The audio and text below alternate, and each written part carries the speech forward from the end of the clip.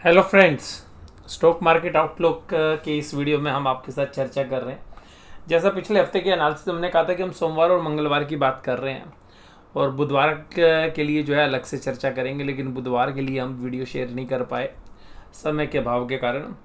लेकिन जहाँ पर हमने चर्चा की थी वो थी, हमने कहा था सोमवार और मंगलवार के लिए बाजार में हम तेजी उम्मीद नहीं कर रहे हैं और बाजार ऊपरी लेवल पर फंसता हुआ भी नजर आया और ऊपर से धकेल दिया गया नीचे। लेकिन फाइनली अगर हम बात करें कि भाई मंथली एक्सपायरी ख़त्म हो गई और जो बाज़ारों में 1 अक्टूबर को देखने के लिए मिला, वो जो क्रेडिट पॉलिसी में अनाउंसमेंट हुई उससे बाज़ार पॉजिटिवली रिएक्ट किया, क्योंकि अगर क्रेडिट पॉलिसी में रेट ऑफ इंटरेस्ट घट जाते तो जो बैंकों के मार्जिन है उस पर दोबारा से प्रेशर आता हुआ नजर आता। जहाँ तक नंबर्स की बात करें, ऑटो के नंबर्स हैं। ऑटो के नंबर्स में जितनी उम्मीद जग रही थी, यानी कि जब पहला नवरात्रा था तो ऐसा माना जा रहा था कि भाई ऐसी अखबारों में, मीडिया में खबरें थी कि ऐसी बम्पर गाड़ियों की सेल हुई है जिसको देख के ऐसा लगता है कि भाई साहब अब तो गाड़ियों के ही शेयर्स लेने पड़ेंगे, यानी कि ऑटो के शेयर्स लेने पड़ेंगे। लेकिन जब नंबर्स सामने आए तो कोई एक्स्ट्रा ऑर्डिनरी ग्रोथ हमें देखने के लिए नहीं मिली। जीएसटी कट का बेनिफिट जरूर मिला, लेकिन जो अनाउंसमेंट 15 अगस्त को हो गई थी उसके बाद बहुत लोगों ने अपनी परचेज पोस्टपोन कर दी थी, जिसकी वजह से हमें लगा कि नवरात्रों में जो है बाइंग हुई। और जो डीलर्स के ऊपर, डीलर्स के पास जो गाड़ी भेजी जाती है कंपनी के द्वारा, वहाँ से ये एक उम्मीद लग रही है कि भाई एक बम्पर सेल हुई है, लेकिन बहुत सारी इन्वेंट्री अभी भी डीलर के पास पड़ी हुई है। तो कुल मिलाकर ऑटो के नंबर्स ने जितना बड़ा सरप्राइज़ देना था वो दे दिया है, यानी कि जितनी तेज़ी हुई है हो सकता है कि अब ऑटो के अंदर बिकवाली का दौर आपको होता हुआ नजर आए। एक्सपोर्ट में ऑटो के अच्छे नंबर्स हैं, नो डाउट। डोमेस्टिक में भी नंबर ठीक है, लेकिन उन उम्मीद से बेहतर नहीं है। मारुति ने हालांकि ज़रूर निराश किया है बाकी ऑटो कंपनीज का रिजल्ट एट पार मैं मानता हूँ, लेकिन जो एक्स्ट्राऑर्डिनरी मूव्स ऑटो सेक्टर्स के अंदर या शेयर प्राइस में आए हुए हैं तो शायद अब टाइम आ गया है उनमें थोड़ा सा करेक्शन होने का। अब जहाँ तक बात करते हैं बैंकिंग स्टॉक्स की, तो बैंकिंग स्टॉक्स में दो बैंकों के प्रोविजनल डेटा आए हैं। प्रोविजनल डेटा एक करूर वैश्य बैंक है और एक साउथ इंडियन बैंक है। तो उन डेटा को देख के ऐसा लगता है कि तकरीबन क्वार्टर ऑन क्वार्टर बेसिस 3 से 4% की ग्रोथ जो है स्मॉल या मिड साइज़ के जो बैंक है वो ग्रोथ दिखाते हुए नजर आएंगे, चाहे वो कासा की बात करें चाहे वो आप लोन ग्रोथ की बात करें। तो ये हम मान के चल रहे हैं।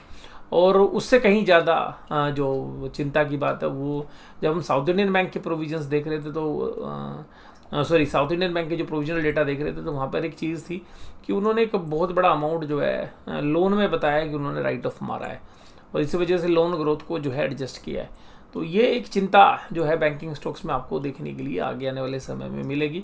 तो बहुत सारे प्रोविजनल डेटा बैंकों के कल आपको शायद सुबह पेश होते हुए नजर आए, यानी कि स्पेशली मैं मान के चल रहा हूँ कि कल हो सकता है कि आपको एचडीएफसी बैंक के प्रोविजनल डेटा बाजार खुलने से पहले आते हुए नजर आए। और कुछ बड़े बैंकों में भी ये प्रोविजनल डेटा आ सकते हैं, लेकिन जो मेजर बड़े बैंक्स हैं वो प्रोविजनल डेटा देते नहीं हैं। जैसे आईसीआई बैंक है, उसके प्रोविजनल डेटा जनरली आते नहीं हैं और एसबीआई के भी नहीं आते हैं। तो अल्टीमेटली जो हमें जो नज़र रखनी है वो एचडीएफसी बैंक के प्रोविजनल डेटा के ऊपर जो है हमने फोकस करना है। अब जहाँ तक बात करें कि भाई बाज़ारों में आउटलुक क्या लग रहा है, तो एफआईआईज़ ने जो अपनी पोजीशन है वो भी मंदी की बरकरार रखी हुई है। हालांकि एफआईआईज़ ने अब अपनी मंदी को कम करते हुए नज़र आ रहे हैं और कम इतनी कर लिया है कि जो एक मंथली एक्सपायरी पर, क्योंकि वो मंदी प्ले कर रहे थे तो वहाँ से अभी को न्यूट्रल टाइप की पोजीशंस लाते हुए नजर आ रहे हैं। तो कॉल्स में भी खरीदारी की है, पुट में भी खरीदारी की है, लेकिन जो तेजी की कॉल्स हैं वो ज़्यादा खरीदी, लेकिन इंडेक्स फ्यूचर्स में और स्टॉक फ्यूचर्स में उन्होंने मंदी बना ली। तो कुल मिलाकर एफआईआईज़ ने अपनी मंदी को ऑप्शंस के बेसिस पर स्लाइटली रिड्यूस किया है। वहीं पर प्रो ने एक भयंकर तेजी बना ली है और तेजी ऐसी बनाई है कि 86,000 कॉल्स में इंडेक्स में प्लस किया है और ऑप्शंस की पुट भी बेची, यानी कि कुल नेट प्रो या प्रोप्राइटरी अकाउंट्स के अंदर एक भयंकर तेजी बनी है। स्टॉक फ्यूचर्स में भी उन्होंने तेजी की है, लेकिन स्लाइटली जब इतनी तेजी अगर आपने ऑप्शन में की है तो थोड़ा सा आप इंडेक्स बेच के चल रहे हैं, बट कुल मिला के नेट प्रो के तेजी की पोजीशन बनी हुई है। क्लाइंट की जो पोजीशन है, क्लाइंट ने पुट भी बेची है, कॉल भी बेची है और दोनों साइड उन्होंने पोजीशन बनाई है, यानी कि ऊपरी लेवल बाजार को रोकते हुए नजर आ रहे हैं और निचले लेवल पर वो बाजार को गिरने से रोकते हुए नजर आ रहे हैं। तो अल्टीमेटली ऑप्शन जो है सेलर टाइप की सिचुएशन लग रही है कि भाई ऑप्शन सेलिंग में पैसा जो टाइम स्पेंड होगा उसमें पैसा बना लिया जाए। और DIs ने देखिएगा 2916 करोड़ का माल खरीदा है। मेजरली मैं इनके कैश डेटा को ही देखता हूँ। वहीं पर FIs ने 1605 करोड़ का माल बेचा है। तो FIs कोई बड़ी सेलिंग कर नहीं रहे। अब इन पूरे डेटा से क्या निकल कर आता है? पूरे डेटा से एक ही चीज़ निकल के आता है, FIs भी चाहता है कि भाई बाज़ार को अब ऊपर ले आओ, DIs बाज़ार को स्टेबल रखना चाहते हैं। प्रोपराइटरी ट्रेडर्स ने पोजीशन ऐसी बनाई, वो चाहते हैं कि 200-400 पॉइंट बैंक निफ्टी में और तेज़ी आ जाए, और निफ्टी के अंदर भी 100-200 पॉइंट की तेज़ी और हो सकती है। टेक्निकल पैरामीटर्स भी यही कह रहे हैं। तो कल के लिए आकलन ये है कि देखिएगा निफ्टी 50 में जो तेज़ी बनी है, और इतनी लगातार की आप देखेंगे 10 कैंडल्स रेड बनने के बाद एक बड़ी ग्रीन कैंडल बननी लाजमी भी थी, और इसको हम ये मान के चल रहे हैं कि एक ओवरसोल्ड मार्केट में इस तरीके की कैंडल बननी भी चाहिए। अब यहाँ से अगर हम ये देखें तो ये जो पैटर्न है ये अभी थोड़ा सा और तेज़ी का संकेत हमें दे रहा है। तो निफ्टी के अंदर हम 25,100 का तक के लेवल्स देख सकते हैं, और यहाँ पर जब भी निफ्टी अगर 25,000 को तोड़ता है और उसके बाद थोड़ा सा स्टेबल होने की कोशिश करता है, आप वहाँ पर एक सेलिंग प्रेशर्स सेकंड पार्ट में देख सकते हैं। कल फ्राइडे का सेशन है, तो हम ये मान के चल रहे हैं कि जो मॉर्निंग सेशन है वो तेज़ी वाला होता हुआ नज़र आ रहा है, और सेकेंड हाफ के अंदर एक प्रॉफिट बुकिंग की संभावना ऊपरी लेवल पर बन सकती है। तो अभी कोई मंदी के सीधे संकेत नहीं है। देखिएगा बड़े प्लेयर्स भी मंदी तब बनाते हैं जब एक पोजीशंस बन जाए, यार यहाँ पे मंदी बनाई जानी चाहिए। तो अभी वो मंदी बनाने की पोजीशंस नहीं है, तो बाज़ारों के अंदर थोड़ा सा पॉजिटिव रुझान आपको देखने के लिए मिलेगा। और सेकेंड हाफ के अंदर क्योंकि जो हफ्ते की पूरी वोलेटिलिटी है वो काम करती हुई नज़र आएगी, तो जिन्होंने भी हफ्ते की पोजीशंस बनाई हैं और नीचे से थोड़ा सा पिकअप मिला है, तो वो शाम को प्रॉफिट बुक करते हुए नजर आएंगे। तो हम ये मान के चलते हैं कि लास्ट के 2 घंटे के अंदर जो है लोग अपना प्रॉफिट लेके जाते हुए नज़र आ सकते हैं। वीकली कैंडल्स के ऊपर भी अगर हम पैटर्न्स को देखने की कोशिश करें तो यहाँ पर भी हमें एक रेंज बाउंड ही लग रहा है, और निफ्टी अभी हमें लग रहा है कि 25,000 के इर्द गिर्द घूमता हुआ नज़र आ सकता है। हालांकि 25,920 के आसपास एक रेजिस्टेंस है, अगर उसको पार करता है तो 25,000 के आसपास के दायरे हमें निफ्टी में देखने के लिए मिल सकते हैं। निफ्टी बैंक की भी मंथली कैंडल्स जो बन रही है, और हमें ऐसा पूर्वाभास लग रहा है कि निफ्टी में ये जो ए टाइप का पैटर्न एम टाइप का जो पैटर्न है वो मंथली कैंडल पर अगले 3 या 4 महीनों में बनने वाला है। तो इस बार की जो मंथली कैंडल है वो बिल्कुल ग्रीन तो बंद हुई है, लेकिन उसकी जो स्ट्रेंथ है वो कोई खास नहीं है। तो अल्टीमेटली हमें लग रहा है कि इस महीने की जो शुरुआत में जो कैंडल बन रही है, ये शुरू के 15 दिन तक हम मान के चल रहे हैं कि बाजार थोड़े से पॉजिटिव मोड में रहेंगे, लेकिन 15 तारीख के बाद हमें बाजारों में एक कमजोरी का रुख देखने के लिए मिलेगा। तो अभी हमें लग रहा है कि जो गेम को हम समझ पा रहे हैं उस गेम के हिसाब से बड़े प्लेयर्स चाह रहे हैं कि भाई आप तेज़ी करिए, सब लोग तेज़ी करें, और एक भयंकर तेज़ी बनाने की कोशिश करें अपनी FNO की पोजीशंस में। और जब सब लोग तेज़ी बना लेंगे तो बड़ा ऑपरेटर आएगा और ऊपर से माल फेंक के मारेगा। तो इसी वजह से हमें अभी कोई हाल फिलहाल में कमजोरी नहीं लग रही। एक रेंज बाउंड में ट्रेड या कंसोलिडेशन के रेंज में बाजार चलते हुए नजर आएंगे विद पॉजिटिव बायस्ड अब हमें लग रहा है। तो अभी हमारा कल के लिए एक पॉजिटिव बायस्ड है, लेकिन क्योंकि एक अच्छी तेज़ी हो चुकी है परसों कल के दिनों में, तो हो सकता है कि या तो बाजार एक रेंज बाउंड में रहे, नैरो रेंज में, और या स्लाइडली पॉजिटिव रेंज में जाता हुआ नजर आए। कोई भी प्रॉफिट बुकिंग कभी भी किसी भी तरीके से अचानक शुरुआत हो सकती है, क्योंकि पूरे हफ्ते की जो 4 दिन की जो कैंडल बनती है, तो लास्ट में जब कैंडल्स है तो वो लास्ट में कैंडल के टॉप के आसपास जो है सेल ऑफ आने की चांसेस रहते हैं। निफ्टी बैंक के भी 1 डे का चार्ट भी बड़ा जबरदस्त बना है, तो हम ये मान के चल रहे हैं निफ्टी बैंक भी एक बार 55,800 और 56,200 के आसपास के दायरे टच कर सकता है, यानी कि जो पिछले महीने के हाईज थे उनके आसपास जाने की कोशिश कर सकता है, और उस हाई से फिर पलटने के लिए तैयार हो सकते हैं। तो अभी हमें लग रहा है कि बाज़ारों के अंदर जो पिछले हफ्ते का ये 55,800 या 56,000 के आसपास तक निफ्टी बैंक अटैम्प्ट कर सकता है, हो सकता है कल ही कर दे, और फिर वहाँ पर एक प्रॉफिट बुकिंग आने के संदेश हमें मिलता हुआ नजर आए। और वीकली कैंडल्स भी जो है ये बयां कर रही है कि भाई देखिएगा इतनी वीकनेस के बाद शायद थोड़ी सी आपको तेज़ी महसूस होती हुई नज़र आए।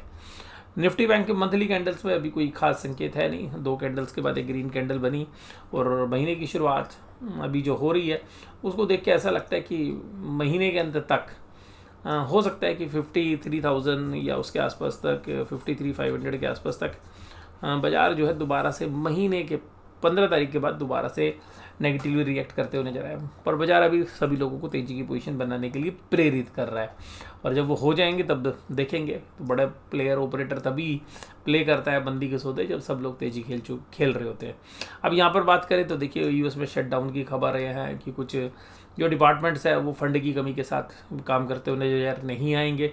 कुछ लोगों को नौकरी से भी निकाला जा सकता है, या उनको घर से ही काम करने के आदेश दिए जाएंगे, या आप अपनी छुट्टी ले लीजिए क्योंकि फंड की कमी है। तो जो बजट पास नहीं हो रहा है उसके अंदर जो है डेमोक्रेट्स और रिपब्लिक में तैनातनी थी, और जिसकी वजह से वो बिल पास नहीं हुआ। तो बहुत सारे लोग चिंता में, इंडिया वाले लोग स्पेशली, कि जी इसका क्या असर होगा, अरे भैया जब यूएस में ये असर नहीं हो रहा तो हमारे यहाँ पे क्या होगा।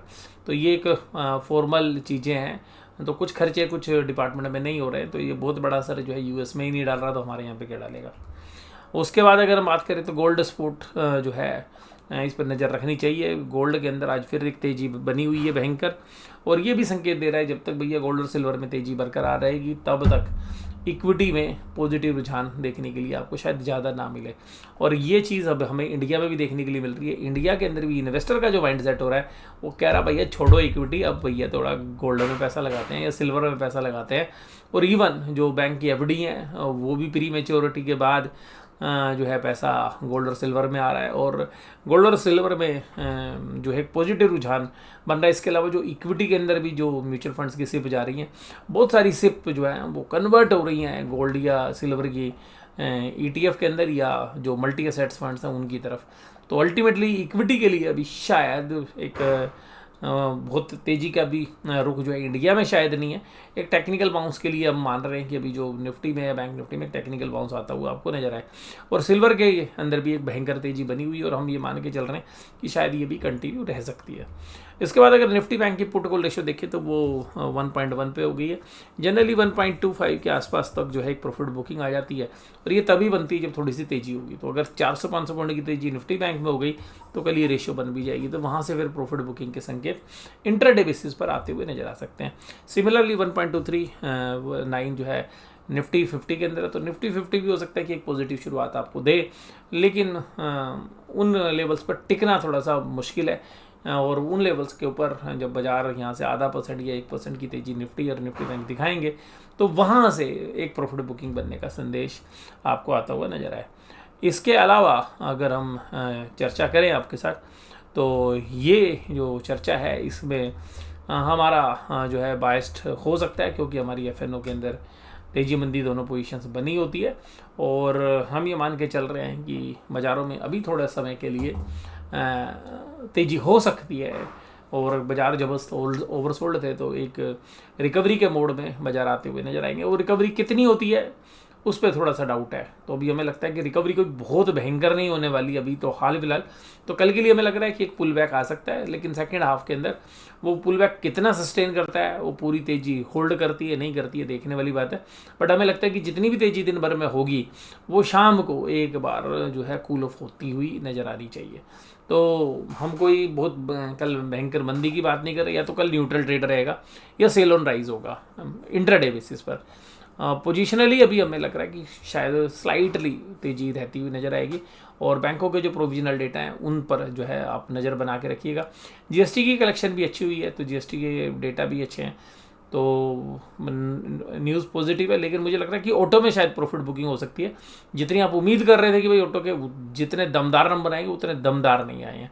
हालांकि रूरल डिमांड बहुत अच्छी हुई है, और जो एग्रीकल्चर से रिलेटेड जो सेक्टर्स हैं, चाहे ट्रैक्टर्स हैं या जो पैसेंजर व्हीकल के अलावा अगर हम कमर्शियल व्हीकल्स की देखें तो वहाँ भी एक अच्छी सेल नज़र आई है। तो हमें लगता है कि जो ओवरऑल बूस्ट मिलेगा वो रूरल कंजम्पशन वाली जो कंपनीज़ हैं, यानी कि जो ट्रैक्टर वाली कंपनी जो एस्कॉर्ट्स हैं या महिंद्रा एंड महिंद्रा, उनके शायद शेयर प्राइस पर नेगेटिव असर ना मिले देखने के लिए। लेकिन जो बाकी ऑटो कंपनीज़ हैं उन पर आपको एक प्रॉफिट बुकिंग वाला सेशन जो है देखने के लिए मिल सकता है। तो ऑटो पे हमें लगता है कि एक प्रॉफिट बुकिंग वाला सेशन आता हुआ नजर आ सकता है। तो आज की इस वीडियो में बस केवल इतना ही। वीडियो देखने के लिए धन्यवाद। Thank you very much.